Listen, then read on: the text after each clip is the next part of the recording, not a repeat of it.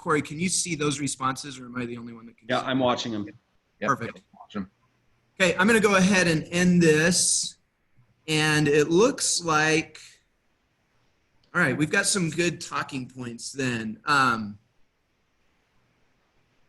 do you want to start, Hans? Well, we've got information about them creating an account. It looks like most have the kind of setting they typically work with in students. It looks like the vast majority are small groups, some one-on-one, some classroom. How they plan on using WhyTry in a school setting.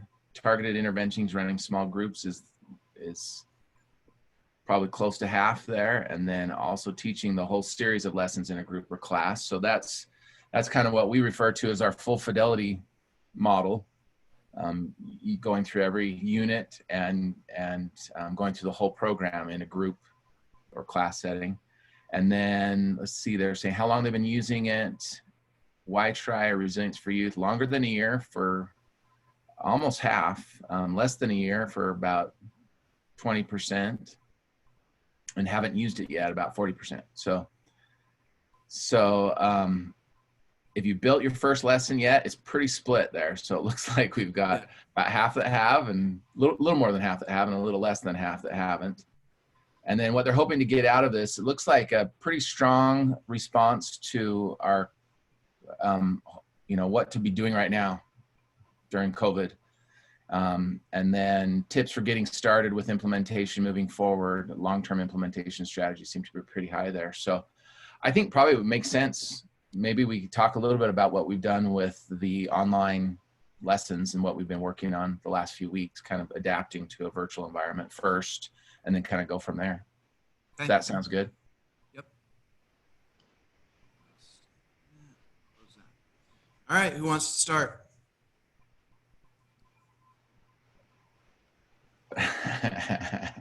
Cricket. I'll kind of get started. So obviously it looks like there's a real strong question right now about strategies for current delivery. And so we're trying to be helpful with that. Obviously essentially all schools throughout the country have been forced to close their doors, and now teachers and counselors are having to interact with their students in virtual models. And so we've had a lot of questions about how to do this. So we've actually developed we've got 10 online lessons built specifically for delivering lessons in an online environment. Now, when you're delivering these online, there's obviously two ways that you can do this, and we can kind of address both models. There's the live virtual classroom, where you have a live interaction with your students, probably through a Zoom platform like this. And then there's kind of a pre-recorded, more self-paced model.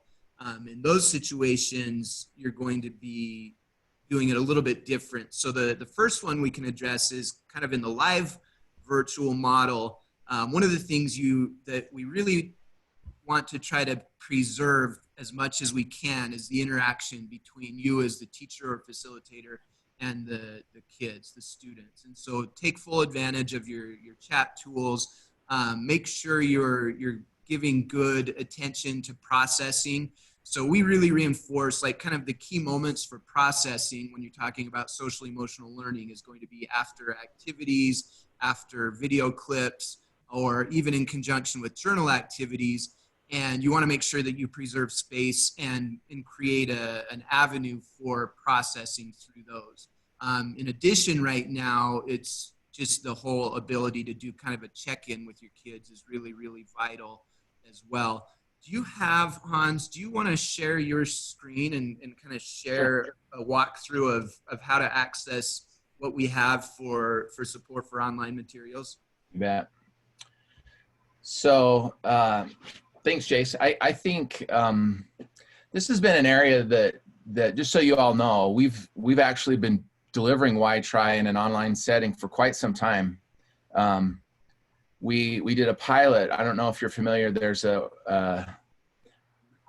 online school company that does online education called K12.com, and they have virtual high schools in pretty much every state.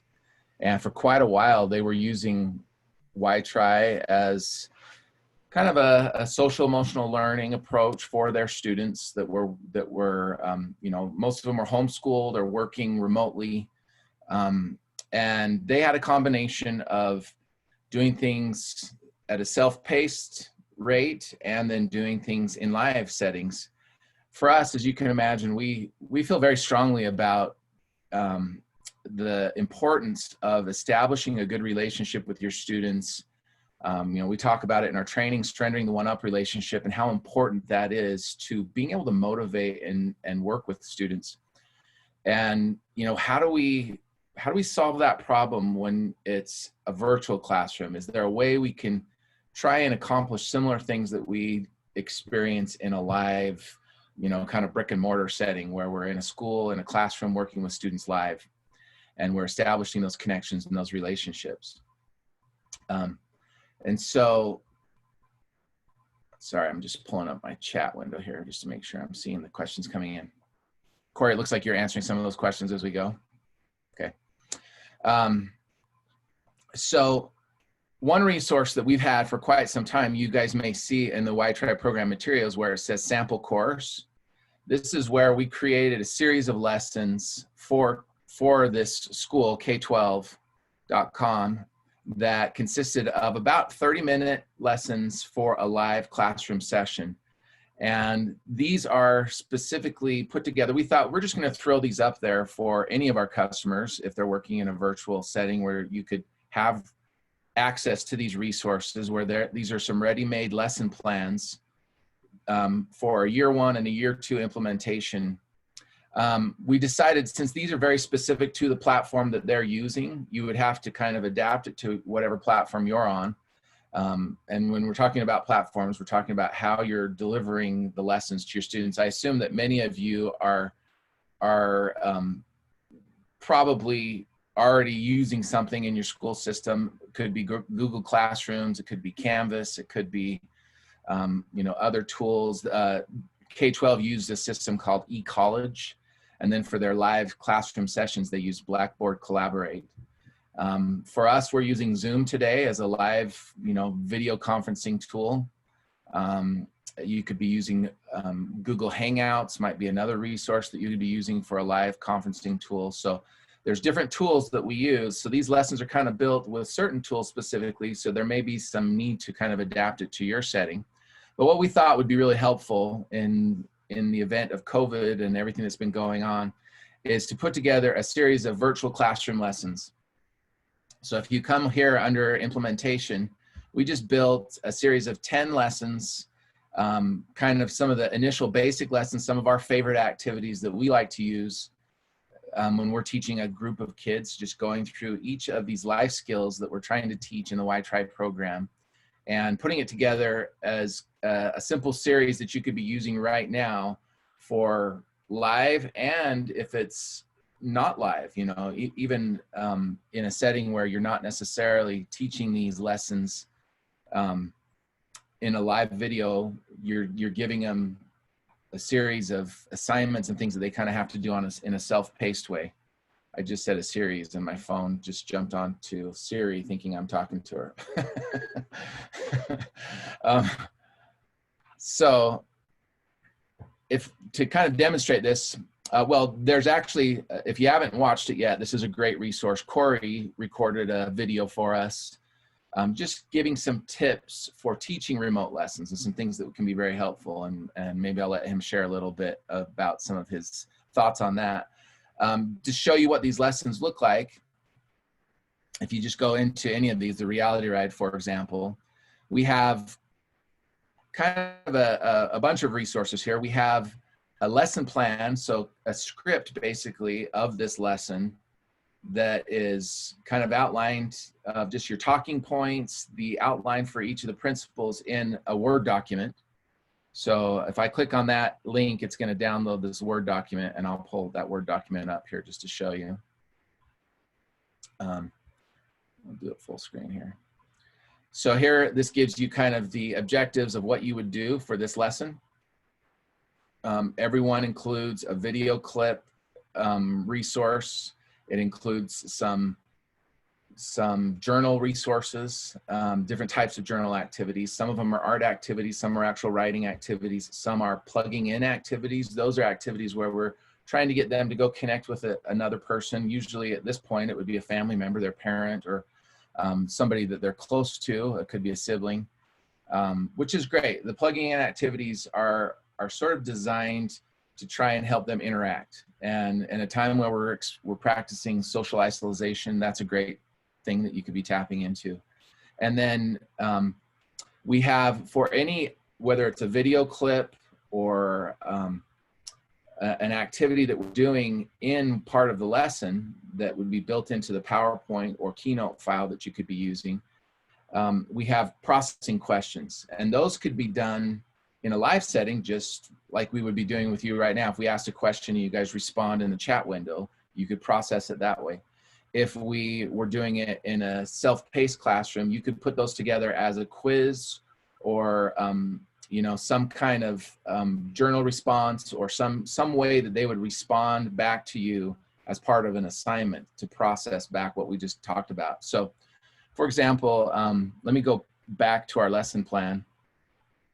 I'm going to do it in Keynote because I'm on a Mac, so Keynote works a little bit better for me. But if you're on a Windows or any other type of computer, you can choose between PowerPoint or Keynote for the actual file for your lesson. I'll download this one. Yeah, one quick thing on that, Hans, because I've actually had a couple people ask. I had a guy actually text me last night. What's Keynote? Asking that. Yeah, Keynote is just the Mac version of PowerPoint. Yeah, it's just so if you're on a Chromebook or a Windows machine, the Keynote file won't work, but the information in the Keynote file is identical to what you'll see in either your Google Slides or PowerPoint file. Yeah, that's a good point. We should probably make a note to that. I'll change that in these lesson plans so that you know what we're referring to there. Some people that could be confusing. So yeah, Keynote again is it's the Mac version of PowerPoint. I can actually run either. If I have Microsoft Office on my Mac, I can run PowerPoint or Keynote. So I'm going to open up the Keynote file here, and I'll go full screen on that. So this is at the end of the lesson plan. So at the beginning, we have an introductory an activity that when kids are tuning in. So oftentimes when we would do a live classroom lesson virtually, we would start off with a slide that's just up. Very common, we'd stick some music on in the background. I'd be sitting there waiting for kids to tune in. And then as they're coming in, we just give them a question that was kind of priming our discussion for the day, and let them just respond in the chat window. So it's an interactive resource, kind of as an attention getter to get started. So question of the day: what's your favorite roller coaster or amusement park ride you've been on and why? And then we will go through the script or the outline of the lesson with these resources built in. So we have this video clip of a kid riding a roller coaster that's a YouTube clip. So if I was doing this in a live setting, I just click on that link and go to YouTube and pull the video up and start let them watch it, and maybe even pause it and talk about it for a minute, ask a processing question. We always recommend when you're doing a lesson with a video that you set it up in some way. Videos are such a great opportunity for you to be able to kind of work and practice their empathy, practice some of the social skills we're trying to develop in them. And practicing empathy is something you can always do in a video. I'll say, like for this one, I'll say, this is a video clip of a young man. This is the first time he's probably been on a roller coaster before. And I want you to try and put yourself in his shoes. Try and, as you watch this, imagine what he's thinking and what he's feeling as he's riding this ride.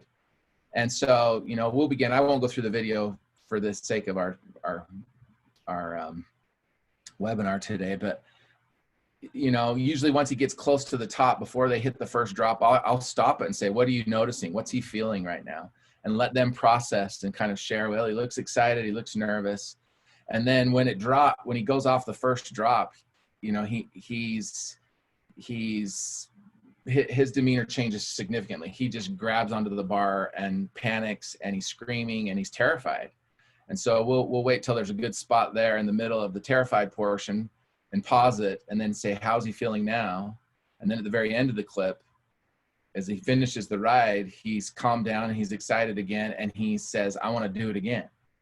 And so then we can go through and process some of the questions that we have in the lesson plan. So if I jump back over to that, you know, you've got your processing questions here. Do you like roller coasters? Why do people ride roller coasters? What are all the emotions that he felt during the ride? How is life like a roller coaster sometimes?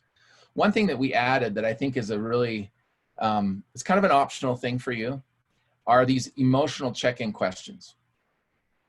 We felt like for a lot of schools right now, we're still trying to wrap our brains around, you know, how we can be reaching out to these kids that are isolated at home and are trying to function, especially in homes where maybe they don't have great support resources, or their parents are struggling, or they're trying to work, and maybe they're experiencing illness at home, maybe they're experiencing just a lot of anxiety and stress related to financial struggles and things that are happening, and now they're stuck at home and they're not in school.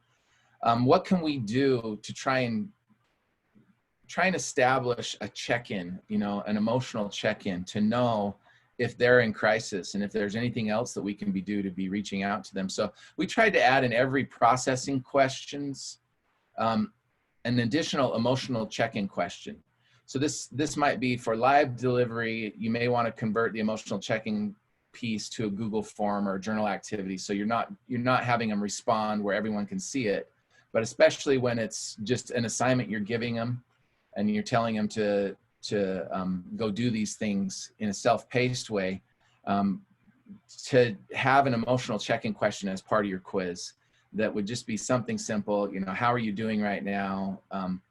Fill in the blank. My day is going blank today, and why?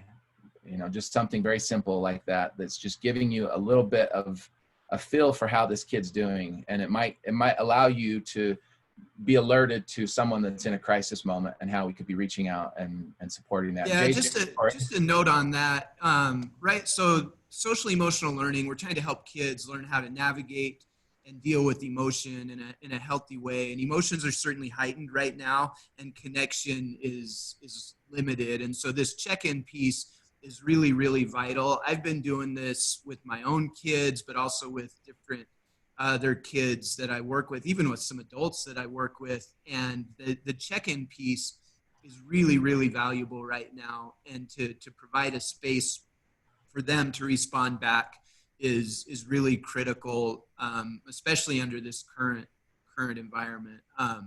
So I definitely don't sleep on that. But yeah, so by using this, you can jump in right now, and we've got 10 lesson plans ready for you to use, ready to go. I think, Corey, did you have something you wanted to add? I was just going to answer a question that had come up in the chat window applicable to the online that maybe more people want to know. Go for it. Okay, so they were just asking, how long should these online lessons take, roughly? If you're doing it in the virtual live setting, which, as they explained before, means that you have set up something where you and your students are all on at the same time and you're able to interact with them somehow through a chat window, then your lesson's probably going to take approximately around 30 minutes. But once again, that kind of depends on how much interaction you create with your students, you know, as you go through that metaphor, and how much time you give to that interaction. But I think it's safe to say that it's around 30 minutes. If you're doing the self-paced lesson where you're not necessarily having that interaction, but you're actually just filming yourself, doing a walkthrough, asking the questions, pausing, then modeling the answers, showing the video clip, right? It's probably going to be closer to 20 to 30 minutes because you don't have that same interaction. Yeah. Yeah, great By insight. the way, we've got some videos that we have each recorded a few for we've kind of broke up the lessons and taken on a few that we're going to be adding that are just basically us demonstrating the walkthrough for you for each of these lessons. Yeah, do you want me to show one? Sure. Here. So this might be helpful because, so for those that are doing this in a pre-recorded environment where you don't have the luxury of being live, you can still create space for interaction. with the kids. And then one of the things we're all rapidly having to do is get better at some of the technology pieces that maybe we weren't familiar with. And so any type of chat tool, response box, Google Forms, even if you have to go kind of like old school and use email, it's funny to consider email an old school communication platform, but give them space and give them direct instruction on how they can respond. But one of the tools that we've been using that I'm going to show here that has been really useful, and this is a third-party company, so we don't really get anything web out app, of. basically. What's that? Yeah, it's just a little app that you can download that's really slick. Yeah, it's an app called Loom, Loom. And I'm going to share this file here. We're going to be uploading these in a little bit, but this will demonstrate the Loom technology if you haven't seen it. And it's a really nice way if you're doing pre-recorded stuff for your kids to see your lesson plan. So I've just shared. Hans, Corey, can you see the video screen I just shared? Yeah. Perfect. So I'm going to hit play, and what Loom does is it allows you to superimpose a video of yourself and audio over your computer screen lesson plan. Welcome. My name is Jason Johnson. I'm a trainer for the WhyTry organization, and today I'm going to be walking you through how you can teach our Tearing Off Labels learning unit. So this is just a simple tool. It superimposes your face. You can adjust the size of the circle or make it so that they don't even see you. You're just speaking over your screen. And then you can record it. What I've done is I just record these in pieces and then use iMovie on my Mac to splice them together. But for those that are using different type of computers, you can use a different movie edit tool, but it'll give you the file that you can actually upload and share, or you can even share on Loom's website.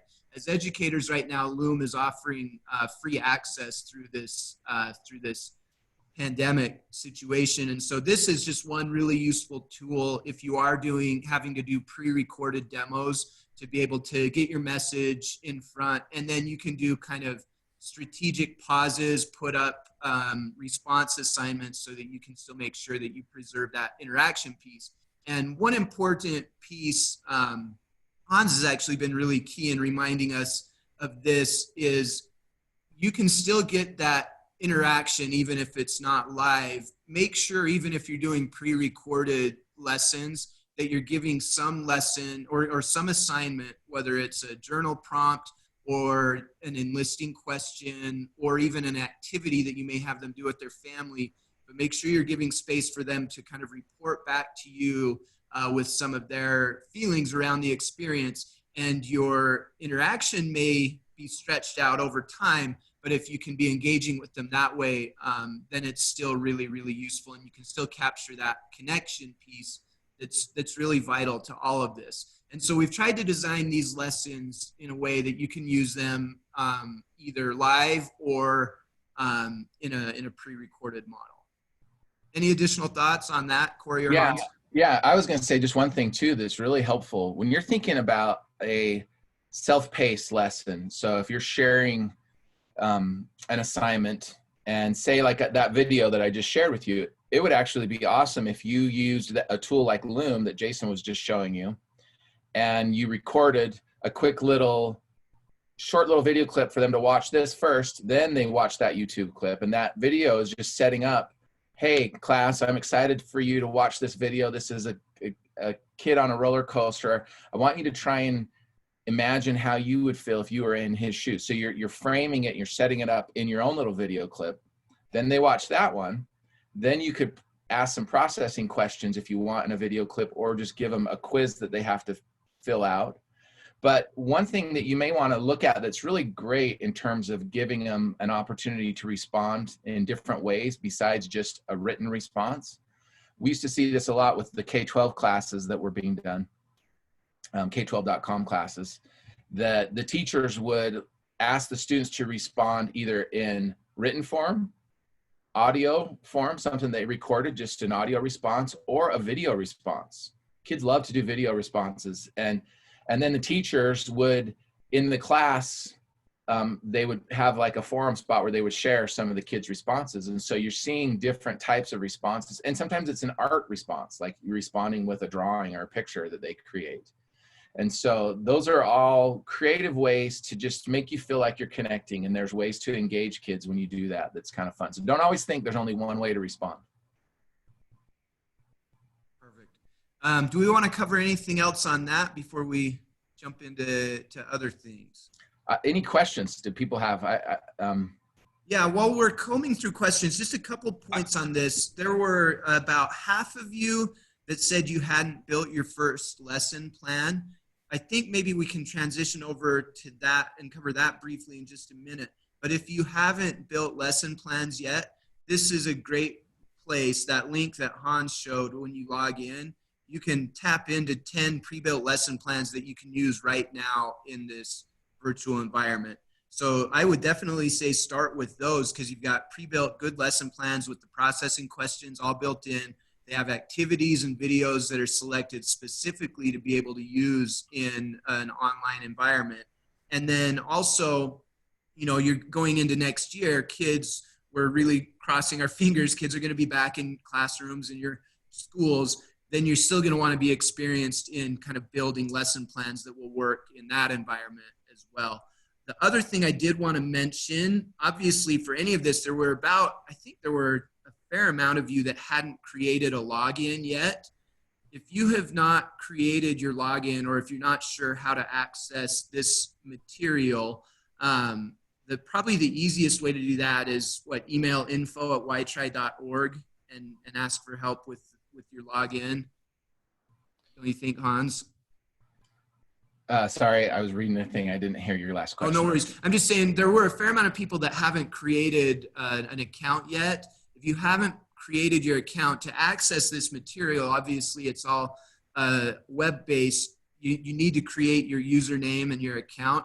The best way to do that is probably at this point, email info@whytry.org. I'll type the email address in the chat box and tell them that you need help setting up your username and password. There's a couple people that have mentioned they're not sure if they have current online access. You can still email that and we can get a dialogue going to find out if you do and what it would take to get you access if you don't. But that's going to be vital. So if you haven't accessed your online material yet, that's your first step, number one step. If you've accessed it but then didn't know where to start, I would say your next step is to go to those virtual lesson plans that we've linked and start using those right away. And then after that, I think the next step kind of in user proficiency is learning how to build and create your own lesson plans. There was a good question on here. Christina said it's been hard for her to get feedback from students in an online setting. She's tried to post questions from her lessons on Seesaw. I'm not familiar with what Seesaw is. Aren't you, Corey? Yeah, I believe it's just another platform for teachers to be able to, like Google Classroom kind of thing. Yeah, like Canvas or one of those. Well, it's not like a Zoom. It's more of like where information can be given to students and parents, and then they can shoot it back. Right? It's not virtual live. It's definitely like a self-paced, like a Canvas, but more user-friendly. Yeah. And she's saying, since your kids are young and do not type well, so they can record, voice record answers, does anybody have other ideas? So again, great question. And I think we can toss it out to the audience here if you guys have tried any other resources that have been helpful. I will tell you, there's a counselor, an elementary school counselor in Texas, just outside of Houston. And she works with 3rd and 4th graders. And she sent in a link. Actually on social media, she tagged us so that we could see it. What she's been doing is recording. She's been using Loom and recording her lesson plans and then just recording messages for her kids. And then she posts them up to her school's YouTube account. And then she sends the link to them that way so that she can still has a platform that she can communicate a message to her kids. And then they still need access to something that they can view a YouTube link on, but most of her students have been able to. And so it's really incredible. It's really touching. She starts each one off saying, I miss you. I love you. I really wish I could be with you. And here's the thing that I want to share with you now. I've seen other teachers that have recorded themselves reading books and uploaded them to YouTube and or other platforms and shared that way. So even a recorded message, if you can get that link to your students, I think can be really, really useful because you're still able to reach out in some capacity. Yeah, and I would, I think the question there was a little bit how to get them to respond back to you. Different ways got it. to respond back to you. And so I think, again, encourage them. Most people, you can do it with a phone. So, if they want to do a video response, that's a really great way of going about it. If there's a way in whatever platform you're using that they can upload a video response. And I believe right now Zoom is offering education accounts. I know I have a daughter that's in third grade, and her teacher has been using Zoom, and my daughter was super excited. Yesterday, I asked her how her day went, and she said her teacher asked her how she was doing, and she got to tell her how she was doing. Just her ability to use Zoom in that capacity. And I'm pretty sure her teacher's just using the free education account right now that Zoom's been offering. Emily The Watkins. other thing I was just going to point out real quick too, that example that Jason was talking about of the school counselor in Texas is on our Facebook page if you want to go see her video and see an example of what she's doing. So go to our Facebook page and check that out. Corey, I was just going to say another one that one of our participants mentioned was Teams. I think that's a Microsoft version of like a Google Classroom sort of thing, or even a Zoom. All of those are just, they're just different platforms. A lot of them all have the similar elements, and you should be able to take our virtual lessons and adapt them to whichever one your district or organization has access to. You just have to kind of learn those and find the places where you can upload your assignments and videos and your own videos, links. So. Yeah, one of the things I guess I would it's a little bit of a repeat, but just if you didn't catch it the first time, if your platform doesn't have video access where you can upload a video, anybody can create a YouTube account and you can upload videos to YouTube. And so I've seen a lot of teachers that have used pre-recorded messages uploaded into their YouTube account, and then you can share a link to your YouTube video in any of your platforms. So even if the platform that your district or organization is asking you to use to share information doesn't give you a video function, you can kind of combine platforms a little bit that way and share through that way.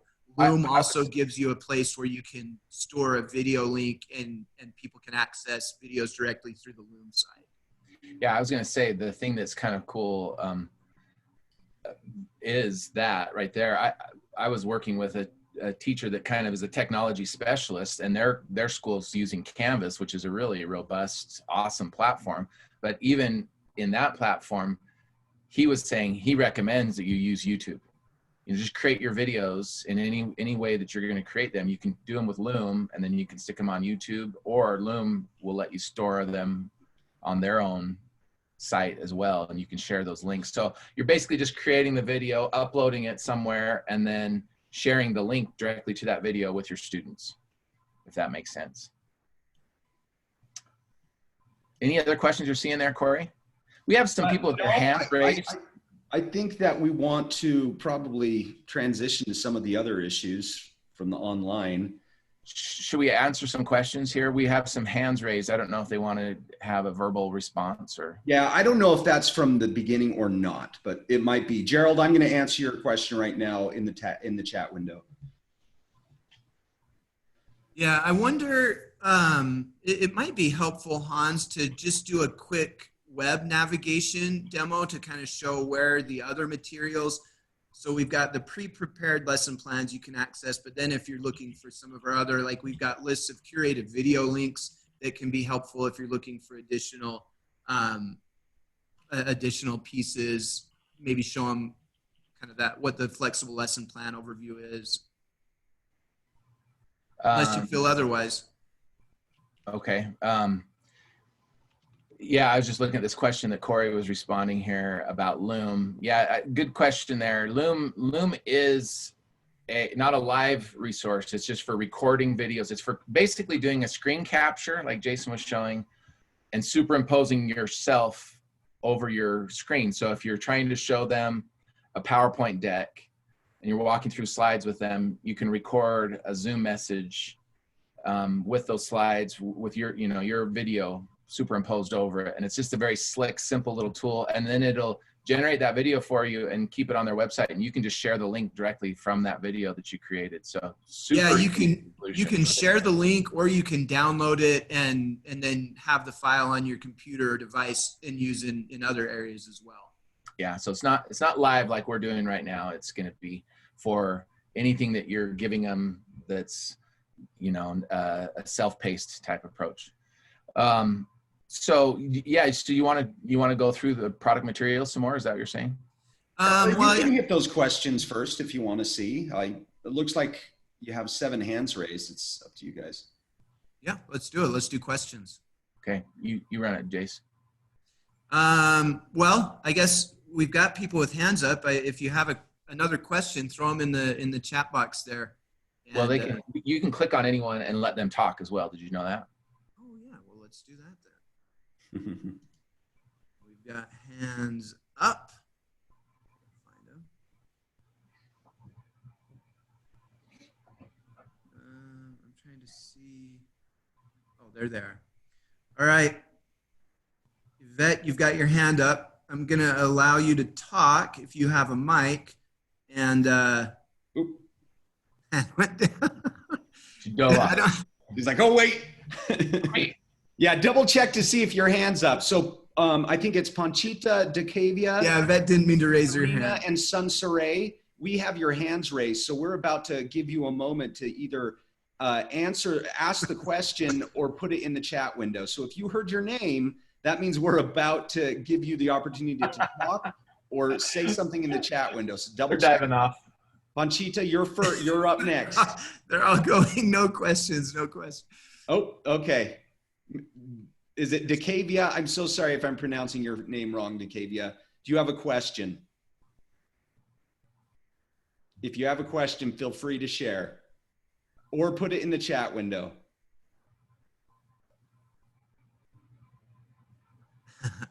Okay, we're gonna lower your hand and take you off talking, Decavia.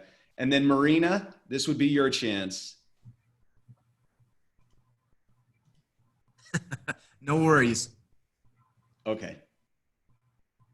Okay, I think we can move on. Okay. Sounds good.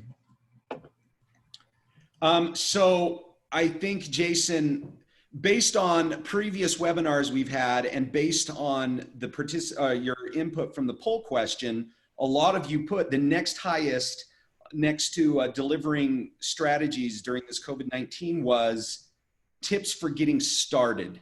And since a good number of you also put that you've never created a lesson plan or you're not sure, perhaps you need to get a little rundown of our flexible lesson plan and understand how to access the materials. So Jason, if you want to walk them through that's probably the next. Hans, if you're still logged in, you want to share I'll share my screen. See if I'm still logged in. All right. So if we go to WhyTry Home, this is again kind of our home page. And when you log into the program materials, you have different ways that you can kind of view and access the content here. On the implementation side over here, these are all sort of ready-made lessons for you. We still would expect in any of these, whether they're the virtual classroom lessons or just from our normal scope and sequence of lessons. I'll click on this just to give you an example of what you'd be seeing here. So this would be a 9-week, twice a week course. And if we clicked on the lesson labels here, you're basically getting kind of the same structure here. You're getting an outline. If you click on the lesson plan, it's going to download that in a Word doc. And it gives you kind of a more detailed walkthrough of content there and the resources that are part of this lesson plan. Clicking on any of these links will take you to part of the toolkit, which is back on the home page that you could access either the visual metaphors, the journal activities, the physical activities that we have, video clips, and I'll go over and show you those in just a second. So these are linking directly to the pieces that you might want to use for that lesson. And then whether it's a PowerPoint or Keynote file, your deck that's kind of pre-built for you to teach that lesson, we would expect in any of those that you're going to personalize it, that you will take that deck as kind of the basis of your lesson, and it's kind of like your lesson plan.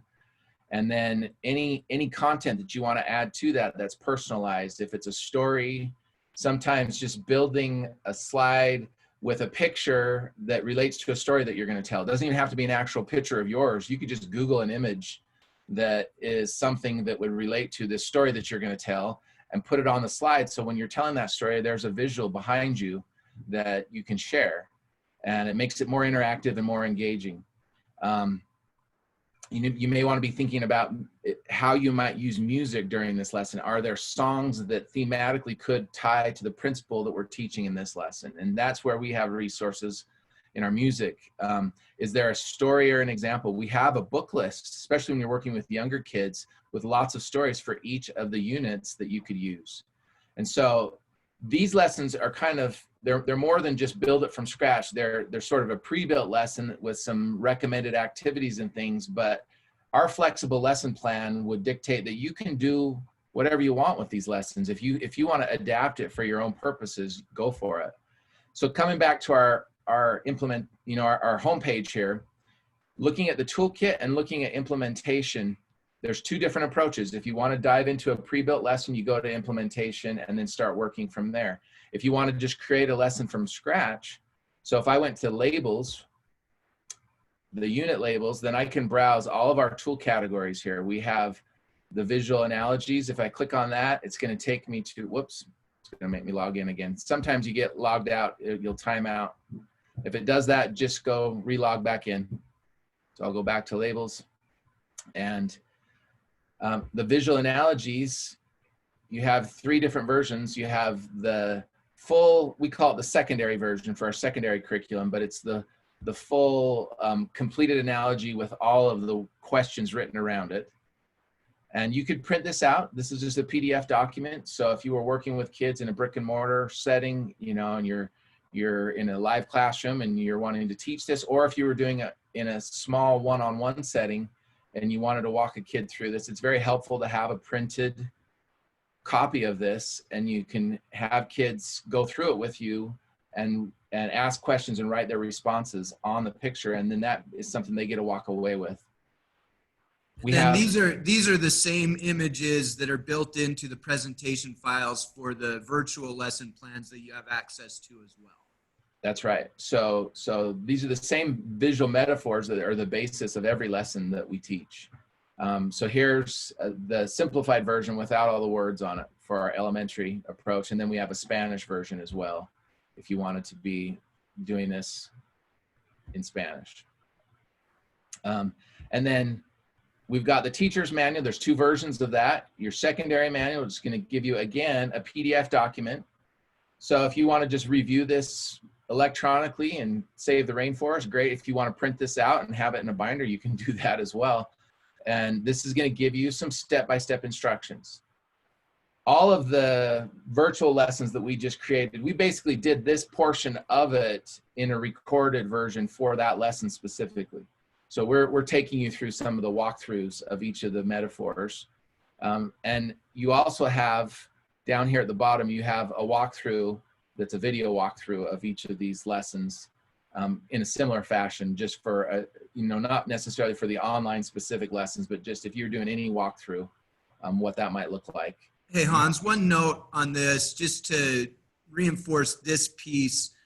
As we go out and consult and really work and help people with implementation, these teachers' manuals, I think, are some of our most underused resources. They're there, they remind you what your key concept and learning objectives are. They give you great processing questions, and they kind of walk you through the overview of what you're trying to teach. And I think sometimes people forget that they're there, but regardless of what environment you're teaching this in, if you're temporarily doing them online, but then next year you're going to convert to a live delivery, this teacher's manual is really useful to review because it helps keep those learning objectives clear in your mind. And that's what you're teaching to with everything. Every video clip, every activity that you do, every music engagement or journal activity that you do should be focusing towards the key learning objectives of that particular learning unit. And so the teacher's manual really helps us kind of stay on track with that and helps reinforce our why throughout all of this. Yeah, I wholeheartedly agree with that. It becomes sort of a guide for you as you're doing it. You can always kind of refer back to this, and it helps you see some of what the best practices on how to teach one of these lessons should look. And we try to do that in these training videos as well, just to kind of give you an example of what it looks like if you want to watch it in a video form. But just to repeat, so if you didn't follow where you got that originally, when you go into the toolkit, click on any of the learning units and then click on teacher's manual for that. And you can. There's two ways to get to it if you want. You can go here in the unit and teacher's manual, or you can just go to teacher's manual on the tool categories and then select which unit you're on, labels. And now I'm back to that same page.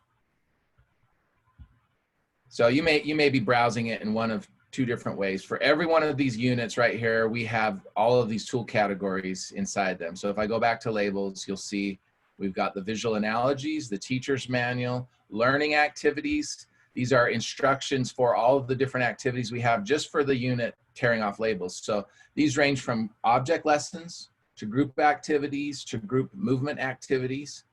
And what we've done for these virtual classroom lessons is we've taken some of these and kind of adapted them for how could you do this in a virtual setting.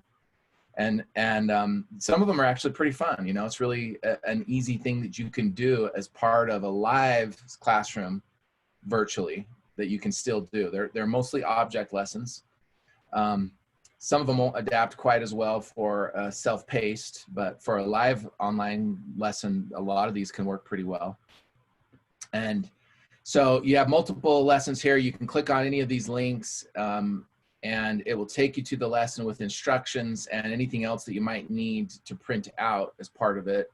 Some require some materials, and so you may have to get some materials to go along for those and be prepped to use them.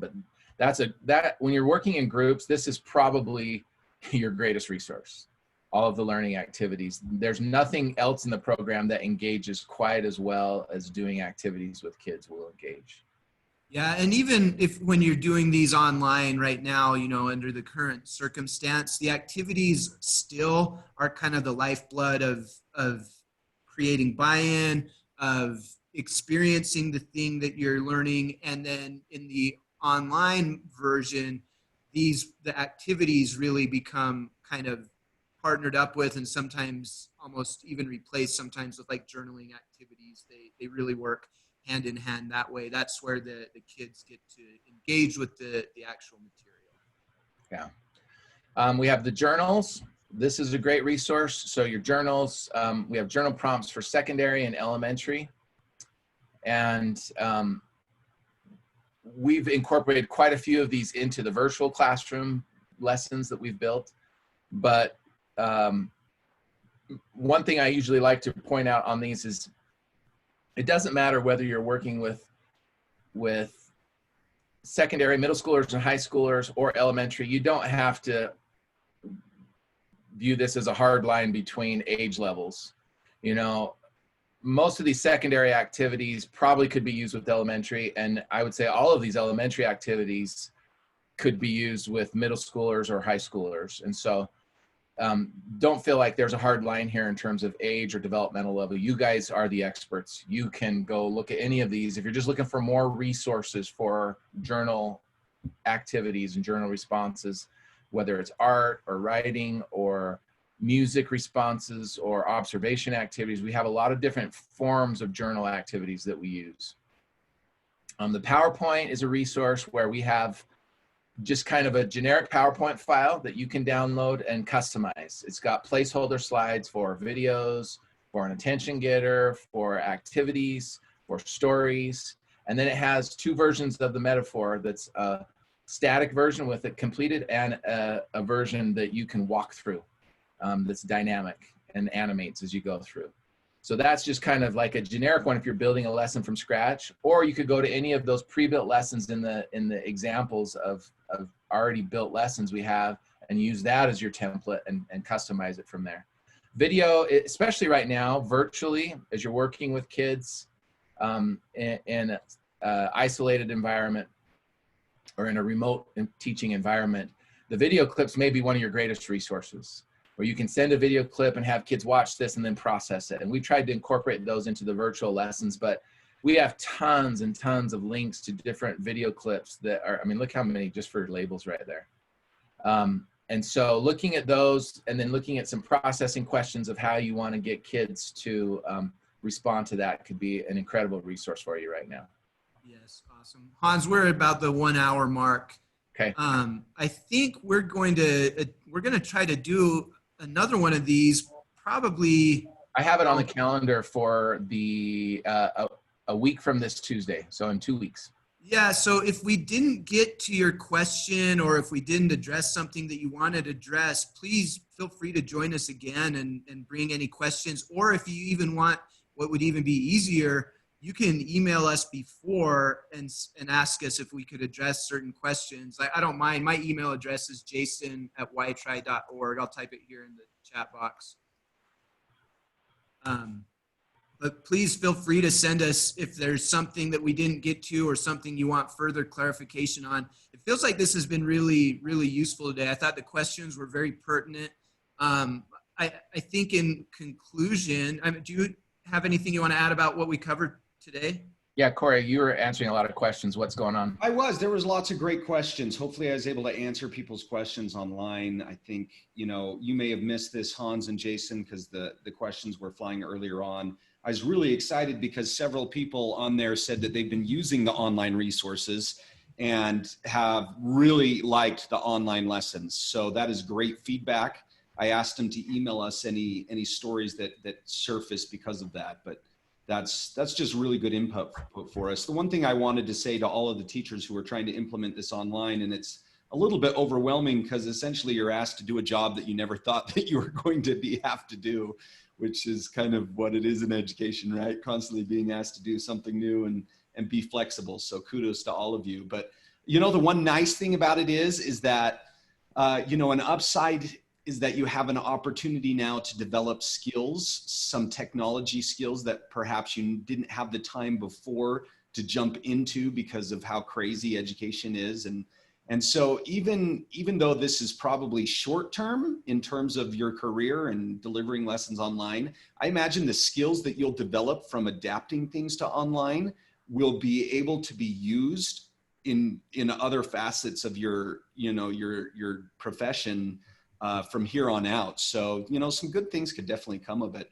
I think the two areas we didn't really get to answer that came up in that poll was there was a large group who had some specific, well, it looked like they were hoping to get long-term implementation strategies and lesson delivery strategies. And we didn't necessarily get to those questions specifically. So if you had a specific question to that, and you're a little disappointed that we didn't get to it, I would encourage you to, just as Jason said, either sign up for the webinar a week from Tuesday, or if you have like just a very specific question and know exactly what you want the answer to, you could email us, both Jason and Corey, at the same time in the same email or separately, and ask us the question, and we'd be happy to get back to you. Hey, one just little kind of wrap up here too. I think that would be great. What we'll do, we're going to take everyone that registered for this, and we're going to send you just a quick little survey to fill out with a spot for you to ask any of those questions that you would have, if that's okay. Yeah, awesome. And we'll address those in our next one as well, but we'll answer your questions directly. Yeah, and then I think, so anything else we want to cover? You can also email general questions to info@whytry.org. If you haven't followed us yet on Facebook, we're trying to post a couple messages of resilience and tips every week. We just had a really awesome interaction between Christian Moore, our founder, and Miranda Beard, the former president of the National School Board Association, where they talked specifically about resilience strategies during this time. That video is available on our Facebook page. There's some useful information there. Hey, one thing we didn't even mention, if you guys haven't seen it, we have a parent guide right now that we're offering available during this COVID pandemic for free. This is something that, you know, we will be implementing in schools next fall, and it's new, and it's applying basically the principles that are in our book, The Resilience Breakthrough, and what we teach in our program, Resilience for Youth, but applied to parents and families. And there's just incredible resources there. If you haven't seen it, Corey just posted the URL for that. It's resilienciguide.org, and it's free. We encourage you to share that with your families right now. It's just a great resource. We've gotten great feedback. People that have been using it right now with parents. It's a really, really critical tool right now. It has videos and activities that parents can do at home with their families, as well as an audio version. So you'll enjoy that. All right. Yeah. Good practical thank stuff. you. Thanks everyone for joining us. Let's wrap it up. Just want to conclude by thanking you all. You're having to do things you never